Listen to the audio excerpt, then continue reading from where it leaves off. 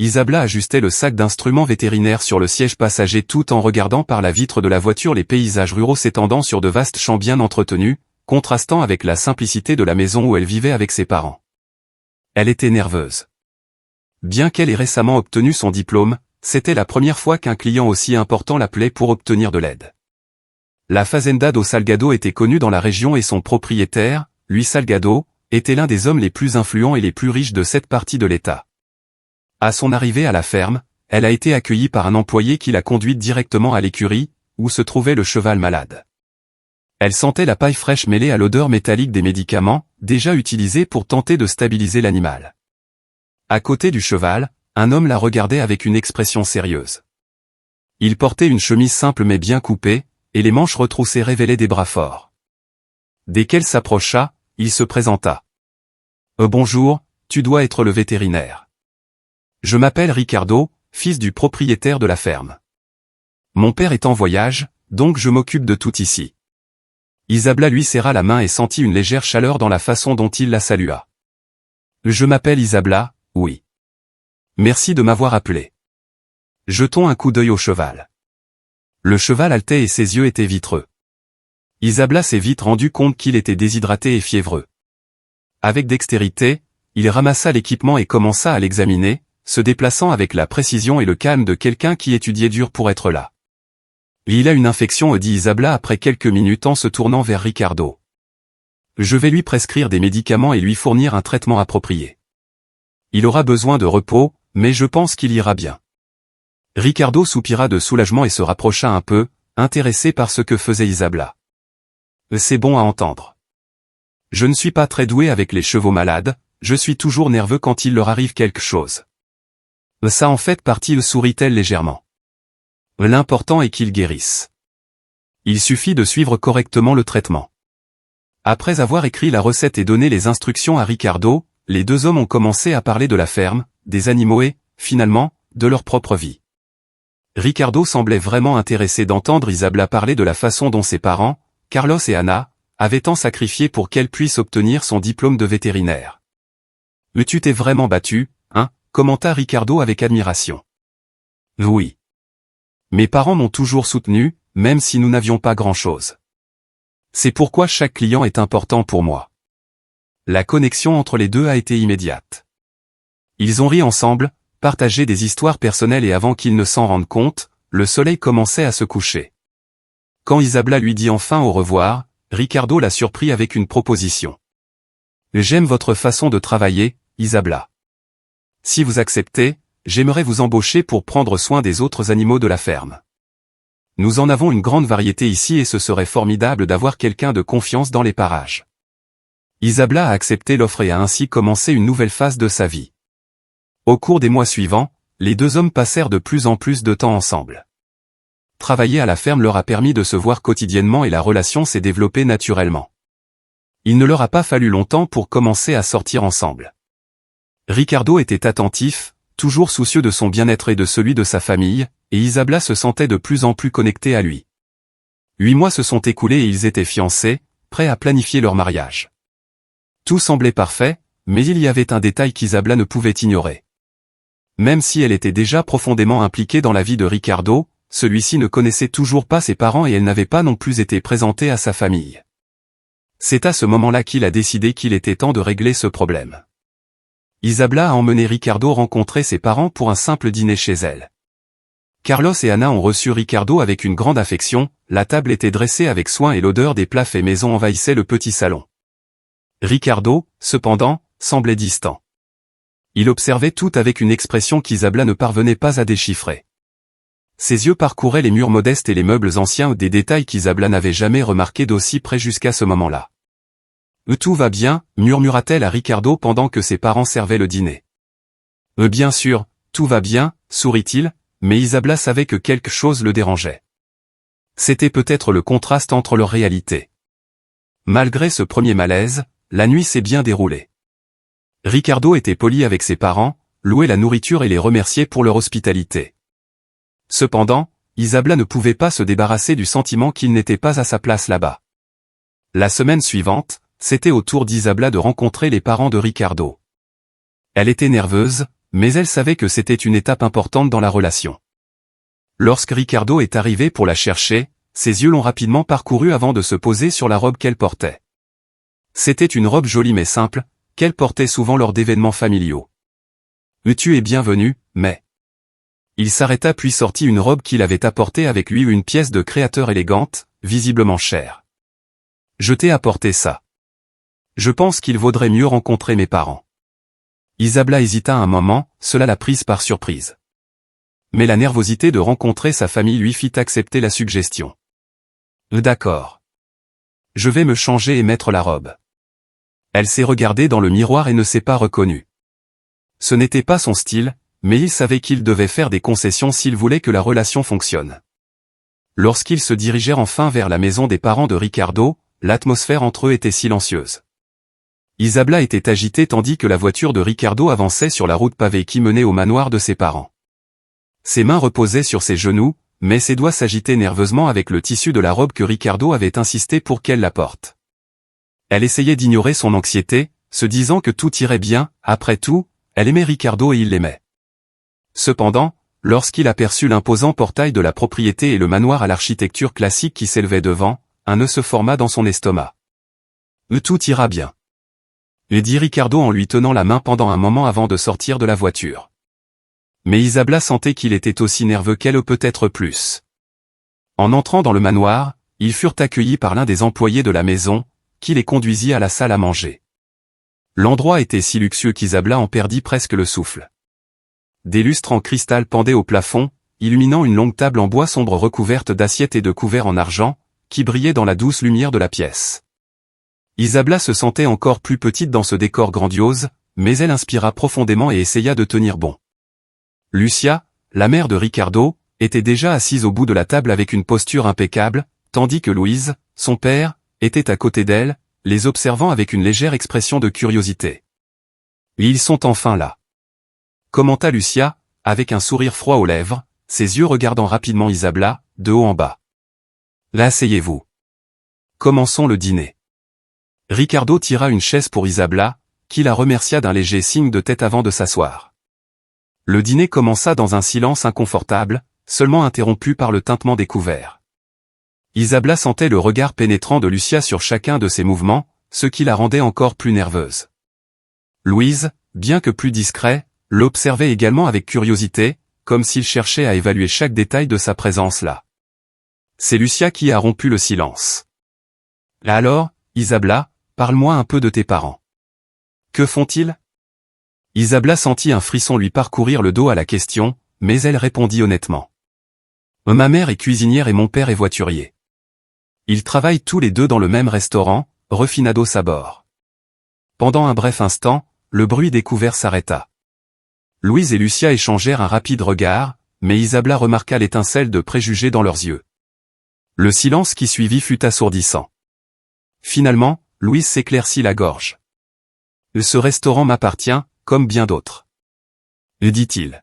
« Oh oui. » rajouta Lucia avec un sourire qui n'atteignait pas ses yeux. L'ex-petite amie de Ricardo, par exemple, est une femme d'affaires prospère. Elle a un magasin de créateurs à proximité. La connaissez-vous ? Isabella sentit son cœur se serrer dans sa poitrine et, pour la première fois de la nuit, elle baissa la tête, essayant de cacher le sentiment d'humiliation qui s'emparait de son corps. « Non, je ne le fais pas. » Il a répondu à voix basse. L'atmosphère au dîner est devenue encore plus tendue. Isabella ne pouvait pas toucher à la nourriture et Ricardo restait silencieux, l'air aussi mal à l'aise qu'elle. Les minutes s'écoulèrent et le reste du dîner se passa dans un silence pesant. Une fois le dîner terminé, Ricardo dit rapidement au revoir à ses parents et Isabella l'accompagna jusqu'à la porte. Dès qu'ils furent dehors, loin des regards critiques de Lucia et Louise, Ricardo poussa un profond soupir. « Isabella, je suis désolé pour mes parents. Ils peuvent être difficiles parfois. » Isabella essaya de sourire, même si elle était profondément blessée. « Ce n'était pas ta faute. Je savais que ce serait difficile, mais j'espérais juste que ce serait différent. » Ricardo lui tenait fermement la main et Isabella sentait la chaleur familière qui la calmait toujours. Ils marchèrent en silence jusqu'à la voiture, incapables de relâcher la tension qui pesait sur eux. Le lendemain, Isabella est retournée à son travail dans la ferme familiale de Ricardo, essayant d'oublier de penser au dîner.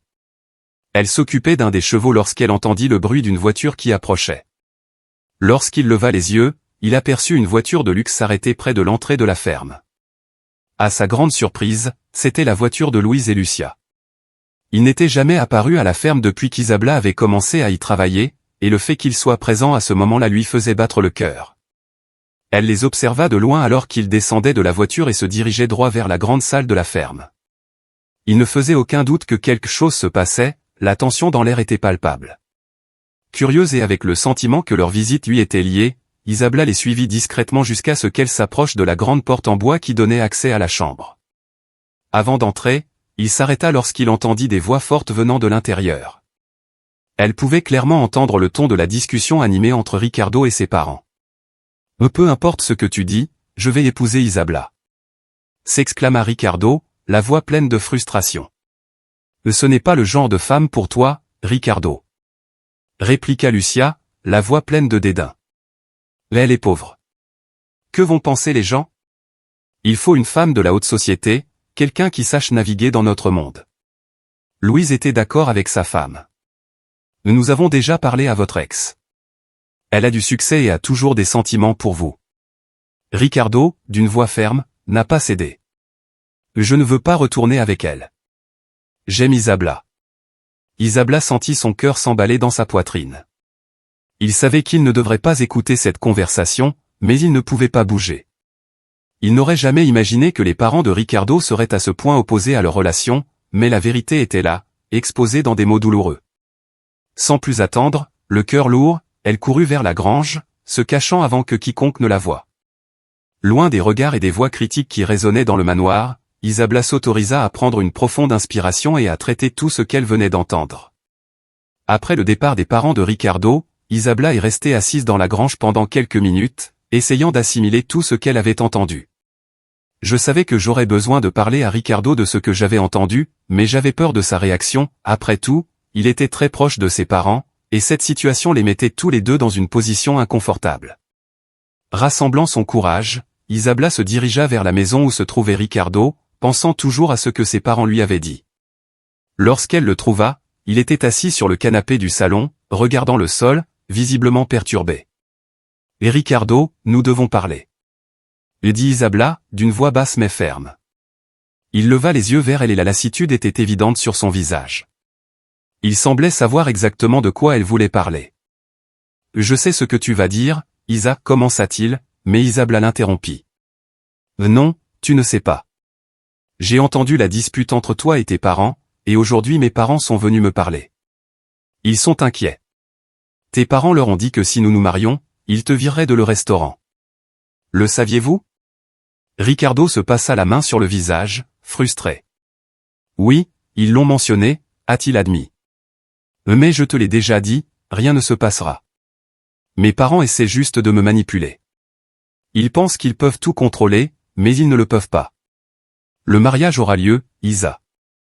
Je te le promets. » Les paroles de Ricardo ne lui apportèrent cependant pas le réconfort qu'elle espérait. Il ne semblait pas aussi confiant qu'il le prétendait. Isabella le regardait, ses yeux cherchant une certaine certitude face à l'homme qu'elle aimait. « Je veux te croire, Ricardo, mais je ne sais pas. La façon dont tes parents ont parlé est cruelle. Penses-tu vraiment qu'ils ne donneront pas suite à cette menace ?» Ricardo soupira lourdement et se leva, commençant à marcher dans la pièce, visiblement mal à l'aise. « Ils ne feraient pas ça, Isa. Je vais leur reparler, d'accord? Je vais régler ça. » Isabella hocha la tête, mais n'était pas convaincue. Elle voulait lui faire confiance, mais il y avait l'ombre d'un doute qui refusait de disparaître. Les jours suivants se sont déroulés dans une atmosphère tendue et les préparatifs du mariage se sont poursuivis. Ricardo semblait plus distant, ce qu'il expliqua comme étant fatigué à cause des détails du mariage. Cependant, Isabella sentait qu'il y avait quelque chose de plus derrière ce comportement. Elle a continué à travailler à la ferme, essayant de suivre sa routine habituelle. Un jour, alors qu'elle se promenait dans la campagne, elle décida d'inviter au mariage des personnes qui travaillaient sur la propriété. Parmi eux se trouvait Manuel, le gardien, un homme sérieux, peu bavard, mais toujours dévoué à son travail. Quand Isabella lui remit l'invitation, elle remarqua quelque chose de différent dans son attitude. Manuel a accepté l'invitation avec un léger sourire, ce qui était inhabituel pour lui. Merci pour l'invitation, donna Isabla. Je serai certainement là, dit-il avec une voix grave qui la fit prêter attention. Je suis désolé pour ta perte, Manuel. J'ai entendu dire que ta femme est décédée récemment, commenta gentiment Isabla. Manuel hocha la tête, le regard lointain. Oui, elle est partie depuis un moment maintenant, mais la vie continue. Je serai à ton mariage, c'est sûr. Le ton de sa voix semblait à la fois sérieux et excité, ce qui laissa Isabla intriguée. Lorsqu'il lui dit au revoir, elle resta pensive pendant quelques minutes, mais reprit bientôt ses activités, même si le sentiment que quelque chose n'allait pas ne la quitta pas. Quelques jours avant le mariage, Isabla est allée faire du shopping à la recherche de meubles pour la maison où elle et Ricardo vivraient. Elle était enthousiasmée à l'idée de décorer sa nouvelle maison, imaginant ce que serait l'avenir avec l'homme qu'elle aimait. Mais sur le chemin du retour, quelque chose d'inattendu s'est produit. Alors qu'elle conduisait, la voiture dans laquelle elle se trouvait a commencé à fumer. Elle arrêta immédiatement le véhicule et en descendit, sentant son cœur s'emballer dans sa poitrine. En quelques secondes, la voiture a pris feu. Isabla s'est enfuie en criant à l'aide. Les gens des magasins voisins se sont précipités à son secours et ont commencé à éteindre l'incendie avec des extincteurs. Toujours tremblante, Isabla prit son téléphone portable et appela Ricardo, la voix vacillante. « Et Ricardo, la voiture a pris feu, dit-il, essayant de contrôler sa panique. « Je vais bien, mais j'ai peur. » Ricardo arriva quelques minutes plus tard, conduisant précipitamment. Lorsqu'il arrêta la voiture à côté d'Isabla, son expression était inquiète, mais aussi fatiguée. Il l'a aidée à monter dans la voiture sans dire un mot et a commencé à rentrer chez elle. En chemin, il semblait plongé dans ses propres pensées, disant peu. Isabla le regardait, espérant une sorte de réconfort, mais Ricardo semblait distant, presque apathique. Elle essaya de briser le silence. C'était très étrange, n'est-ce pas? La voiture, sortie de nulle part, a commencé à prendre feu. Ricardo haussa les épaules, sans quitter la route des yeux. Ça doit être un problème mécanique. Des choses comme ça arrivent, Isa. Sa réponse fut si froide qu'Isabla se sentit encore plus mal à l'aise. Elle s'attendait à plus d'inquiétude, à plus de soins, mais Ricardo était distant, différent de l'homme attentif et attentionné qu'elle connaissait. Lorsqu'ils arrivèrent à la maison, Ricardo avait l'air épuisé, se frottant les yeux alors qu'il garait la voiture. « Reposons-nous. Demain sera un nouveau jour, dit-il, sans émotion dans la voix. Isabla hocha la tête, mais savait que quelque chose n'allait pas. Le sentiment que le monde autour d'elle s'effondrait silencieusement ne la quitterait pas. Au bout de quelques semaines, le mariage aurait enfin lieu. Isabla, même si son esprit était encore plein de doutes, a décidé de poursuivre ses projets. La journée était ensoleillée et la ferme impeccablement décorée pour la cérémonie. Tout semblait parfait aux yeux des invités, il y avait un mélange de gens de la haute société, des amis et de la famille de Ricardo, et de personnes plus modestes qu'Isabla avait tenu à inviter, y compris ses propres amis et employés agricoles. Cependant, la présence de ces gens simples semblait déranger les parents de Ricardo, Louise et Lucia, qui gardaient des expressions fermées en regardant se dérouler les préparatifs. Isabla est arrivée à la cérémonie dans une voiture élégante, vêtue d'une magnifique robe de mariée, sentant le poids de tous les regards sur elle. Son cœur battait à tout rompre et l'anxiété se mêlait à l'émotion du moment. Lorsqu'elle est sortie de la voiture, elle a vu son père, Carlos, qui attendait déjà pour l'accompagner. Au bout du couloir, le vieux sourire de soutien qu'il lui offrait toujours était là, mais elle savait qu'il était inquiet aussi, surtout après les événements des dernières semaines. « Tu es magnifique, ma fille », dit Carlos en offrant son bras à Isabla. « Merci, papa », répondit-elle en prenant une profonde inspiration. « Allons-y. » Alors qu'il marchait dans l'allée, les yeux des invités se sont tournés vers Ricardo, qui l'attendait à l'hôtel avec un sourire aux lèvres, exprimant un sentiment de sécurité qui, pour un instant, a calmé ses craintes. Isabla gardait les yeux fixés sur lui, essayant de chasser de son esprit tous les événements récents. À ce moment-là, tout ce qu'elle voulait, c'était se concentrer sur l'avenir qu'ils s'apprêtaient à construire ensemble. Finalement, en arrivant, il s'est positionné à côté de Ricardo. Le prêtre a commencé la cérémonie en prononçant des paroles solennelles et en les guidant à travers les vœux traditionnels. Les deux se regardèrent profondément dans les yeux, et Isabla, pendant un bref instant, crut que peut-être les choses pourraient s'arranger. « Et Ricardo, acceptes-tu Isabla comme épouse légitime » en promettant de l'aimer et de la respecter pour tous les jours de ta vie, demanda le curé. J'accepte, dit Ricardo d'une voix ferme. Et Isabella, acceptes-tu Ricardo comme ton mari légitime, en promettant de l'aimer et de le respecter pour tous les jours de ta vie? Demanda le prêtre. J'accepte, répondit Isabella, le cœur battant vite.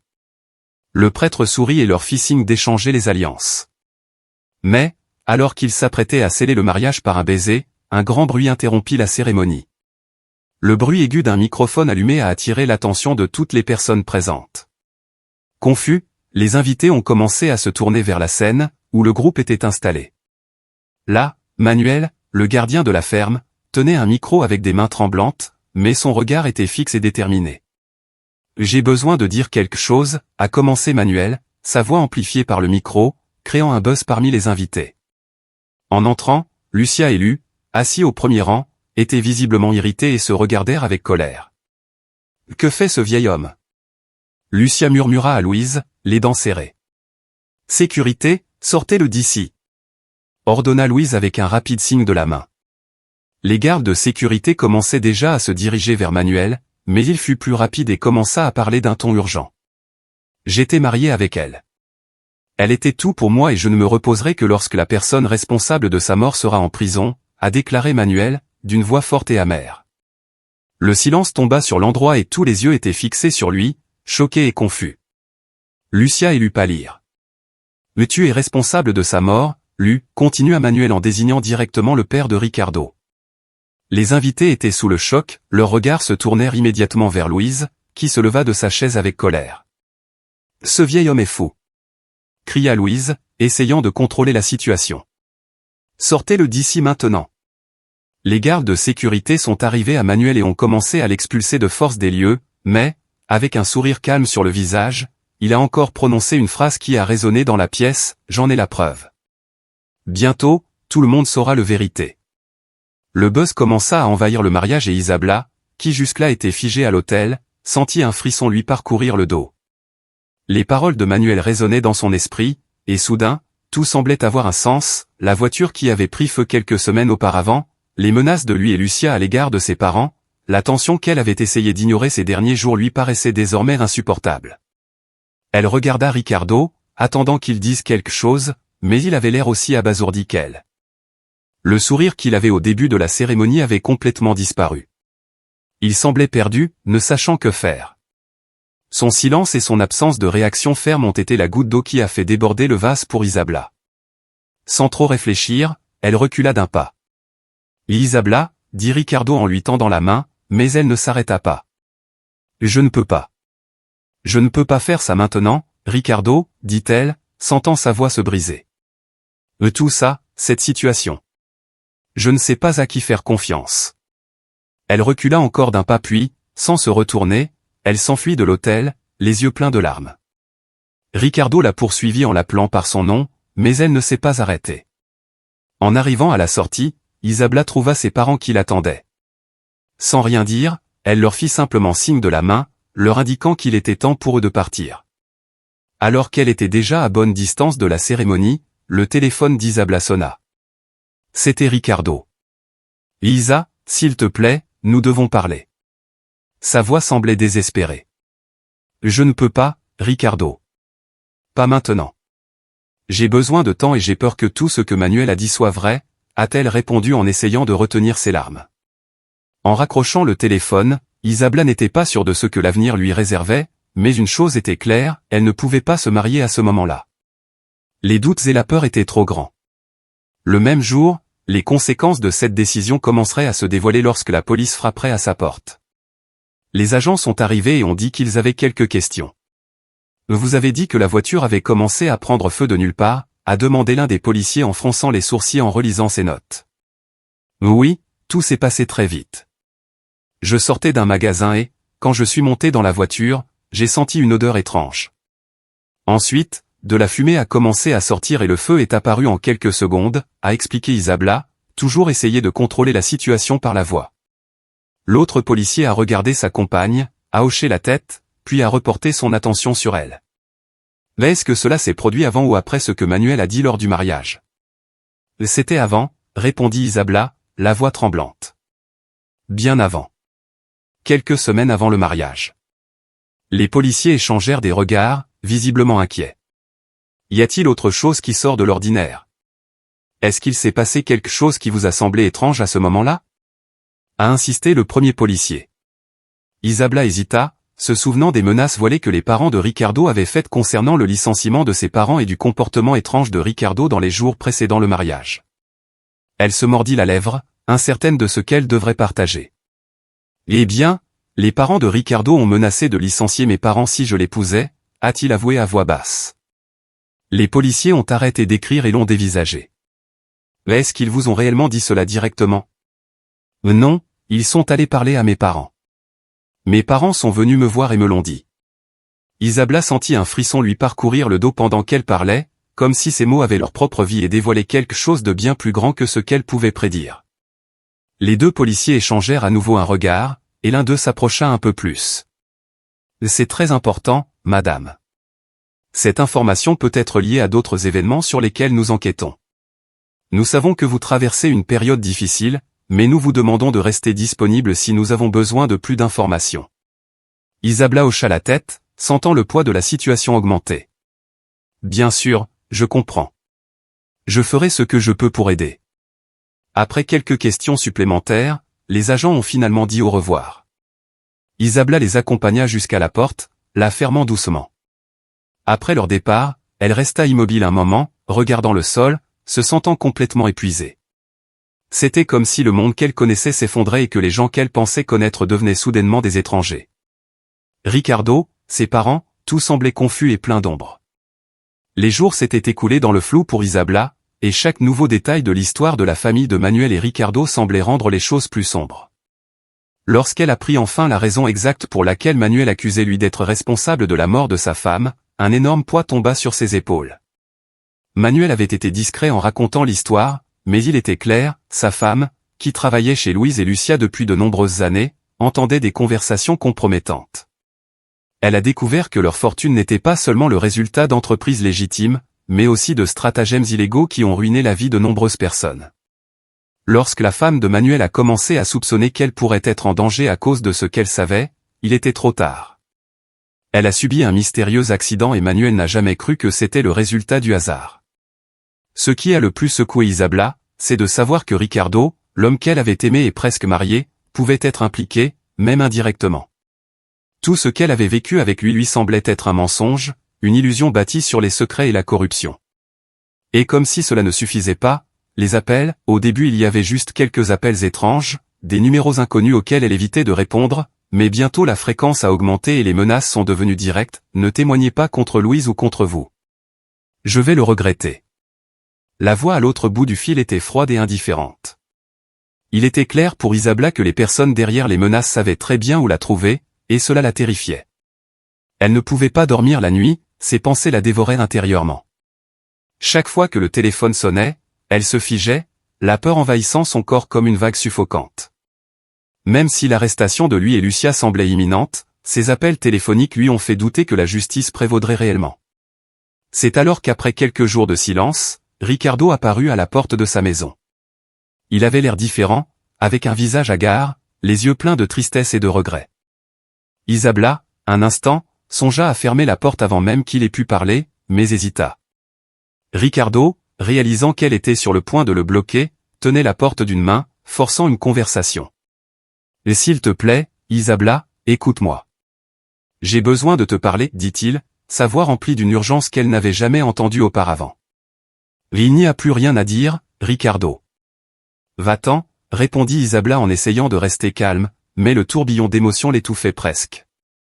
Ricardo, sans demander davantage de permission, entra dans la maison. Isabella voulait protester, mais savait qu'une dernière conversation pourrait être nécessaire. Je sais que tu es en colère, que tu es blessé, et tu as parfaitement le droit de l'être, commença-t-il, la voix brisée. Je veux juste dire que je suis vraiment désolé. Je ne savais pas tout, je le jure, mais maintenant je sais. Isabella croisa les bras, essayant de se protéger émotionnellement. Mais tu en savais assez, Ricardo. Tu étais au courant des projets de tes parents et pourtant tu ne me l'as jamais dit. J'ai failli t'épouser. Sa voix se brisa et elle sentit les larmes menacer de couler, mais elle tint bon. Ricardo baissa la tête, comme s'il n'avait pas la force de croiser son regard. Je savais qu'il n'était pas des saints, qu'il faisait des affaires louches, mais je n'aurais jamais imaginé qu'il serait capable de faire du mal à quelqu'un comme ça. Je n'aurais jamais pensé qu'il serait impliqué dans la mort de la femme de Manuel. Il prit une profonde inspiration avant de continuer, sa voix plus basse maintenant, presque un murmure. Je vais me racheter quoi qu'il arrive. Je vais tout dire à la police. Vous devez témoigner, vous devez leur dire ce que vous savez, et puis, alors vous devriez partir d'ici, vous protéger. Même s'ils sont arrêtés, ne leur faites pas confiance, je ne peux pas garantir votre sécurité lorsque vous êtes là. Mais et toi? Que va-t-il t'arriver? Le demanda Isabella avec une pointe d'inquiétude. Malgré tout, Ricardo a levé les yeux et ce qu'elle a vu là-bas était un homme détruit. Je vais payer pour ce que j'ai fait, Isa. J'ai fermé les yeux sur tout ça pendant trop longtemps. Je dois faire face aux conséquences. Les larmes d'Isabella, auparavant contenues, commencèrent à couler silencieusement sur son visage. Je ne sais pas quoi dire, Ricardo. Tout cela est tellement déroutant. Elle posa sa main sur sa poitrine, essayant de contenir la douleur qui grandissait en elle.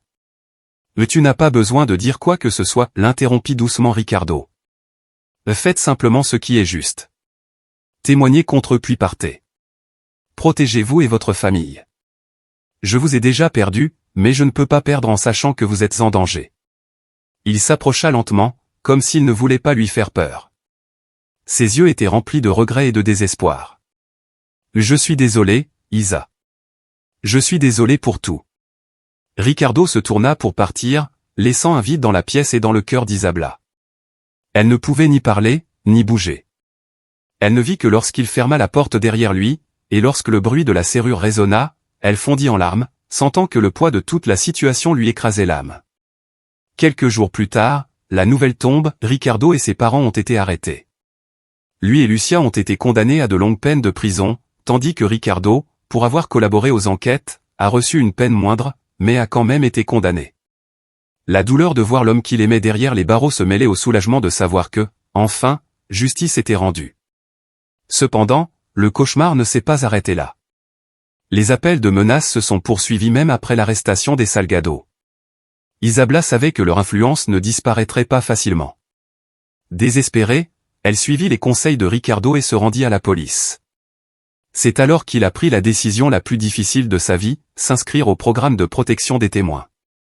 Elle et ses parents ont déménagé dans une nouvelle ville, avec de nouveaux noms et une vie complètement différente. Isabella n'aurait jamais imaginé qu'elle en arriverait à ce point, une vie recommençant à zéro, loin de tout et de tout ce qu'elle connaissait, portant le poids d'un amour détruit et de secrets qui lui ont presque coûté la vie. 5 ans s'étaient écoulés depuis qu'Isabella, ses parents et tout ce qu'elle connaissait avaient été laissés derrière eux. Le nouveau départ semblait au départ comme une imposition de la vie, une nécessité imposée par le danger et les circonstances, mais au fil du temps, ce qui avait commencé comme une évasion s'est avéré être un nouveau départ béni. La nouvelle ville, jusqu'alors inconnue et incertaine, est devenue un lieu de bonheur et d'épanouissement pour elle et ses parents.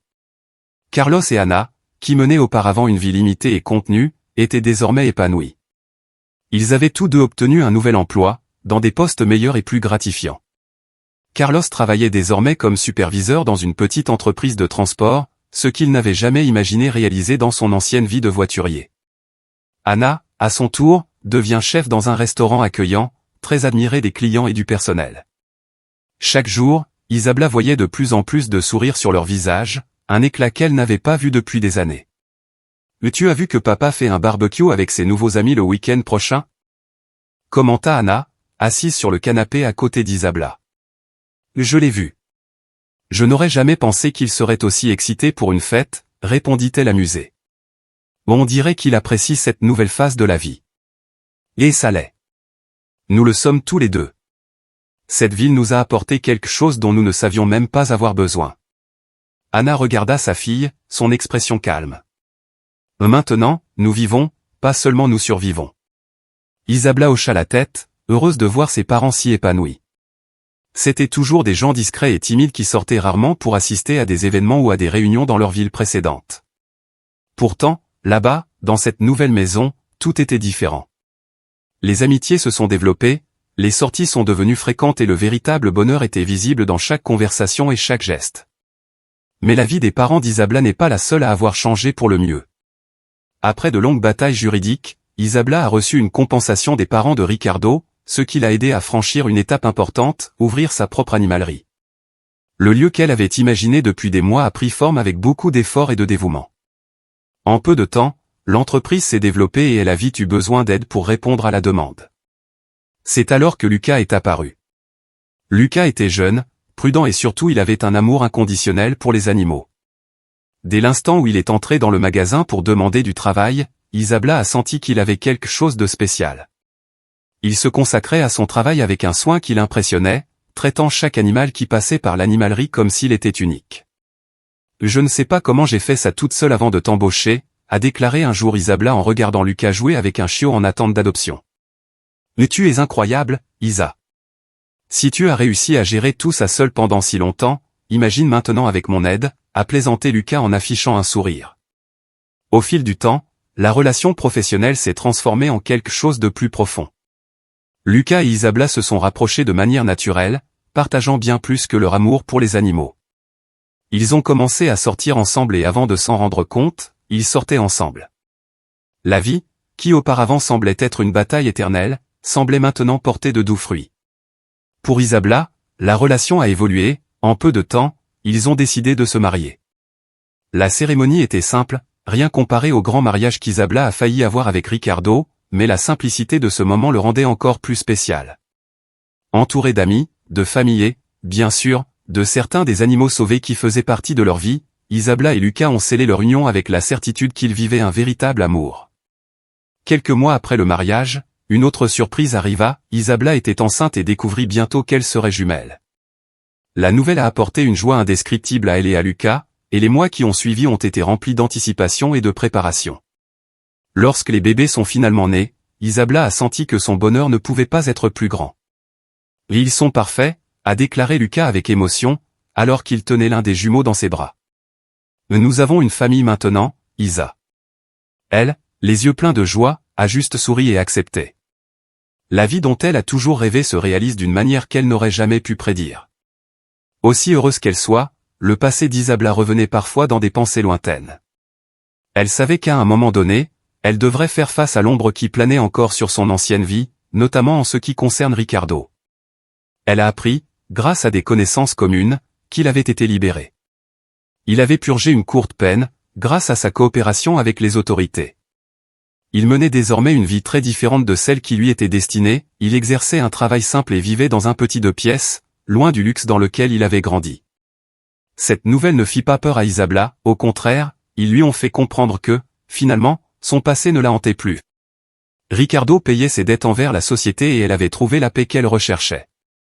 Cette nuit-là, en rentrant chez elle, Isabla trouva Lucas en train de jouer avec les jumeaux sur le tapis du salon.